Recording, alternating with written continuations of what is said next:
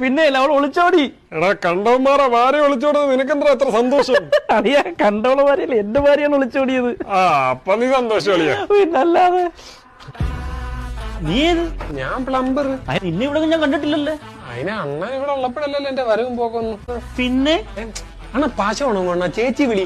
ചേച്ചി ഒന്നുമില്ല, ചേച്ചിയൊക്കെ ഒളിച്ചോടി പോയി.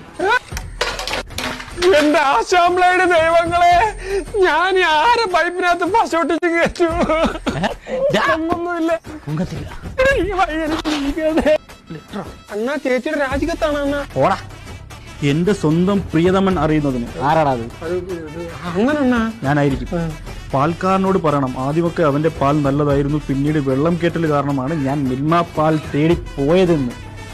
കള്ളപ്പന്നി എന്റെ കൈ കിട്ടിട്ട് പിന്നെ സോഹനോട് പറയണം. അതായി ഇവിടെ ഉണ്ടാ 2 ഇഞ്ച് പൈപ്പിൽ 3 ഇഞ്ച് പൈപ്പ് ഇടിച്ച് കേട്ടരുത്, പൈപ്പ് പൊട്ടി പോകുമെന്ന് പറയണം.